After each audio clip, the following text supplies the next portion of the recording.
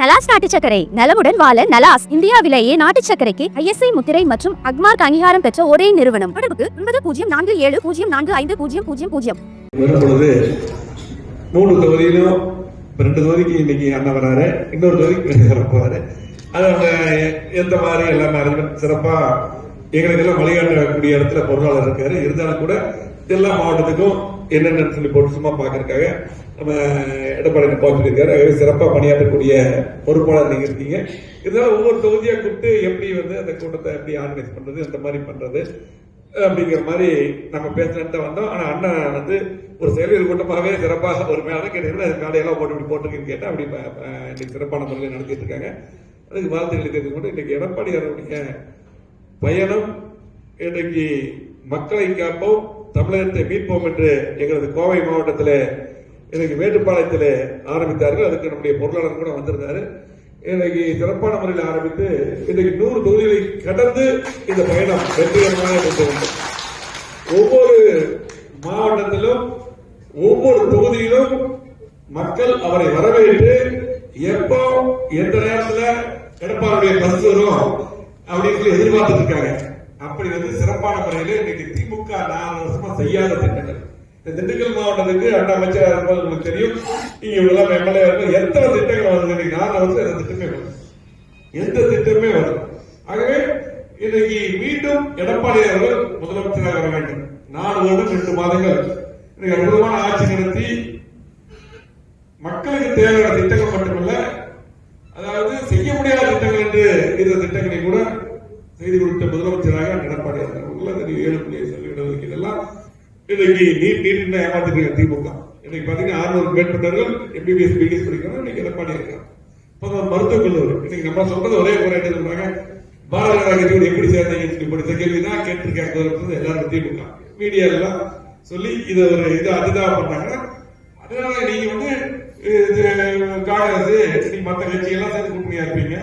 நீங்க வந்து உங்களுக்கு திமுக திட்டம் என்ன, திமுக MPLS போல தனியா அடிக்கணும். அதுக்கெல்லாம் எடப்பாடி அவர்கள் அந்த மாதிரி நடக்காது.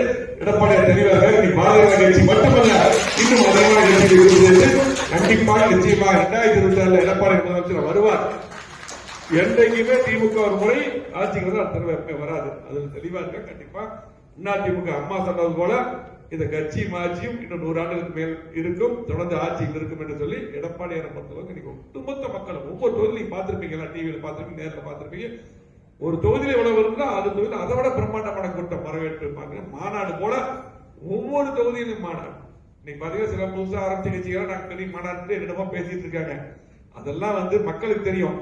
அதிமுக பொறுத்தளவுக்கு 31 ஆண்டுகள் இன்னைக்கு ஆட்ட கட்சி, அதிகமான திட்டங்கள் நடந்த கட்சி. அது மட்டுமல்ல கிட்டத்தட்ட 53 ஆண்டுகள் கிட்டத்தட்ட பொன்விழா கட்ட இயக்கம்.